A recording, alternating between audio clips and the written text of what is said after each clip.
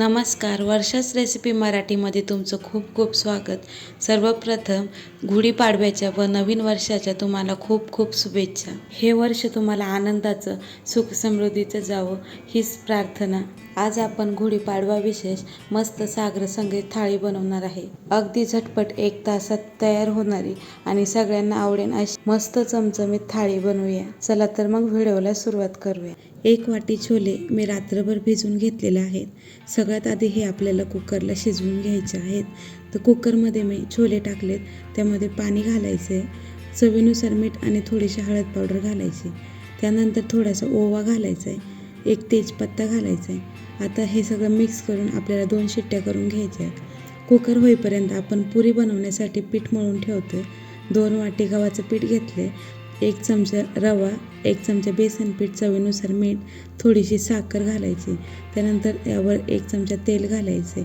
यामुळे पुरी एकदम खुसखुशीत होते. सगळं व्यवस्थित मिक्स करून घ्यायचं आहे. सगळं मिक्स करून झाल्यावर त्यानंतर त्यामध्ये अगदी थोडं थोडं पाणी घालून आपल्याला घट्टसर गोळा मळून घ्यायचा आहे.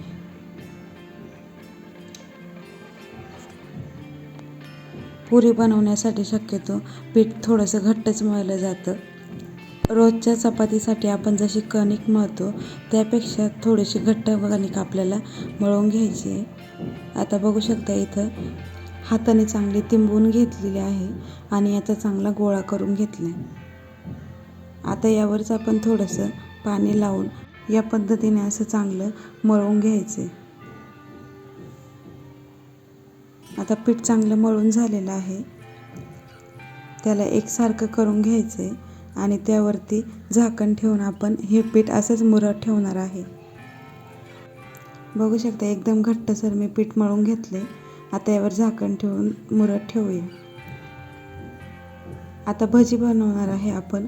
त्यासाठी मी इथे 2 मोठ्या आकाराचे कांदे उभे पातळ कापून घेतलेत. आता ते ह्या डब्यामध्ये घेऊया. आता हे आपल्याला सगळे चुरून घ्यायचे थोडेसे आणि याचे सगळ्या पाकळ्या मोकळं करून घ्यायचे. त्यावरतीच आपण अर्धा चमचा ओवा घालणार आहे आणि अर्धा चमचा जिरं घालायचे. त्यानंतर हिरवी मिरचीचा ठेचा घातला अर्धा चमचा लाल मिरची पावडर आणि पाव चमचा हळद पावडर घातली. त्यानंतर यामध्ये चवीनुसार मीठ घालायचे, भरपूर बारीक चिरलेली कोथिंबीर घालायची. आता हे सगळं आपण एकजीव करून घेऊया. सगळे मसाले हे आपण या कांद्याला लावून घ्यायचे आणि असंच ठेवून द्यायचे. आता बाकीची तयारी होईपर्यंत कांद्याला चांगलं पाणी सुटेल. त्यानंतर आपण पीठ मळून घेणार. आता आपण छोलेची भाजी बनवूया. एका कढईमध्ये मी 2 ते 3 चमचे तेल घेतले, 1 तेजपत्ता, पाव चमचा जिरं, 1 दालचिनीचा तुकडा घातला आहे. ते चांगलं परतल्यावर त्यामध्ये 1 मोठ्या आकाराचा कांदा मिक्सरवरती पेस्ट करून घेतली, तो यामध्ये घालायचा आहे. कांदा आपल्याला सगळ्यात आधी चांगला परतून घ्यायचा आहे. इथे मी 2 हिरव्या मिरच्यासुद्धा टाकल्यात आणि 1 चमचा आलं लसूण पेस्ट टाकली. कांदा एकदम गोल्डन ब्राऊन होईपर्यंत आपल्याला चांगलं परतून घ्यायचं आहे.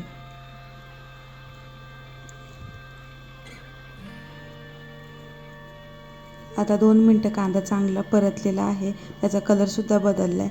आता त्यामध्ये 1 मोठा टोमॅटोची प्युरी केली आहे ती घालायची. त्यानंतर थोडंसं मीठ घालायचं आहे, यामुळे टोमॅटो लवकर शिजला जातो.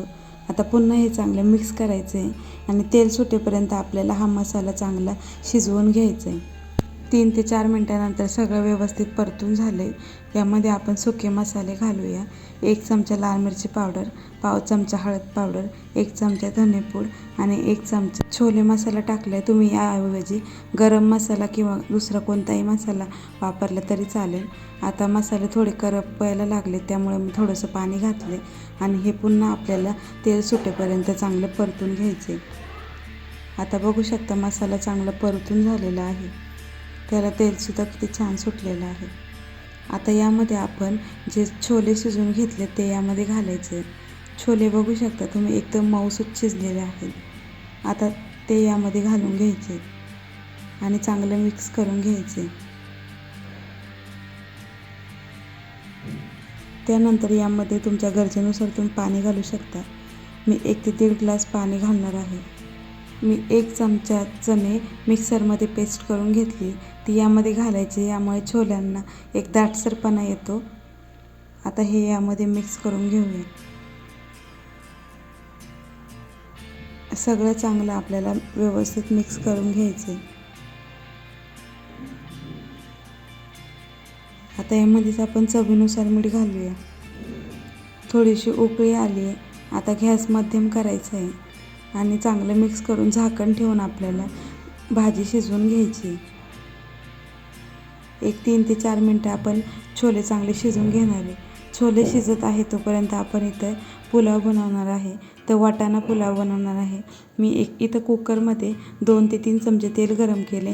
1 तेजपत्ता, दालचिनीचा तुकडा, लवंग, काळी मिरी आणि पाव चमचा जिरं घातले आणि एक मोठ्या आकाराचा कांदा उभा पातळ कापून घातला आहे.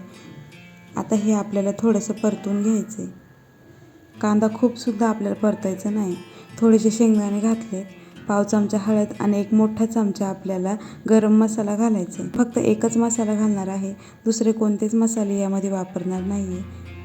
आता मी इथं 1 चमचा हिरव्या मिरचीची पेस्टसुद्धा घालणार आहे.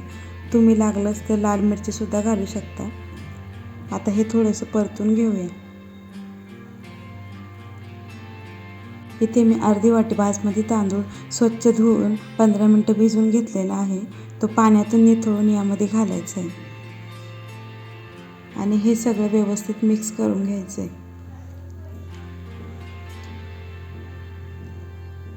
अर्धी वाटी तांदळासाठी मी इथं 1 वाटी पाणी घालणार आहे आणि त्याचबरोबर आपल्याला अर्धी वाटी ताजे वाटाणे घालायचे आहेत आणि पुन्हा सगळं चांगलं मिक्स करून घ्यायचं आहे. तुम्ही यामध्ये बटाटासुद्धा वापरू शकता. आता यामध्ये चवीनुसार मीठ घालायचं आहे आणि भरपूर कोथिंबीर घालायची. त्यानंतर हे चांगलं मिक्स करून घ्यायचं आहे आणि झाकण लावून आपल्याला 2 शिट्ट्या करून घ्यायच्या आहेत. आता एका बाजूला भात होतोय तोपर्यंत आपण भजीसाठी पीठ मळून घेऊया. आता आपण कांदा जो मुरत ठेवला होता त्याला चांगलं पाणी सुटले. यामध्ये मी 1 वाटी बेसन पीठ घालणार आहे. चांगलं एकजीव करून घ्यायचं आहे. कांद्यालाच पाणी सुटतं, त्यामध्येच आपल्याला पीठ चांगलं मळून घ्यायचं आहे. आता बघू शकता सगळं मिश्रण असं एकजीव झालेलं आहे. भजीसाठीचं मिश्रण तयार झालेलं आहे. आता हे बाजूला ठेवू आणि आपण पुरी बनवून घेऊया. आता पीठ बघू शकता तुम्ही चांगलं मुरलेलं आहे. आता यालाच आपण थोडंसं मळून घ्यायचं. यावरच थोडंसं तेल घालून आपल्याला 1 मिनटात हे चांगलं मळून घ्यायचं. आपलं पीठ चांगलं मुरलेलं आहे. आता याचं लिंबा एवढा गोळा घेऊन असे गोळ्या बनवून ठेवायच्या आहेत. पुऱ्या लाटून घेऊया. तर पुरी आपण तेलाचा वापर करून लाटणार आहे, त्यामुळे काय होतं तळताना ती तेल जास्त खराब होत नाही आणि पुऱ्या पण छान तळल्या जातात. आता मी याला थोडं थोडं तेल लावून पुरी लाटून घेणार आहे. एकाच साईडने आपल्याला पुरी चांगली गोल लाटून घ्यायची. खूप जास्तसुद्धा पातळ लाटायची नाही आहे. बघू शकता या जाडीची पुरी मी लाटून घेतलेली आहे. आता याचप्रमाणे मी सगळ्या पुऱ्या व्यवस्थित लाटून घेतल्या. आता पुरी तळून घेऊया. इथं कढईमध्ये मी तेल गरम केले. तेल चांगलं गरम पाहिजे. आता गॅस मिडियम करायचं आहे आणि त्यामध्ये पुरी सोडायची आणि पुरी थोडीशी वरतून दाबायची, त्यामुळे व्यवस्थित फुलली जाते आणि एकदम टम्म अशी पुरी फुगते. सगळ्या बाजूने आपल्याला अशी व्यवस्थित चांगली पुरी तळून घ्यायची. पुरी तळताना खूप जास्त वेळा आलटीपलटी करायची नाही, त्यामुळे पुरी जास्त तेल पिते. आता ही काढून घेऊया. दुसरीसुद्धा पुरी आपण तशीच तळून घेऊया.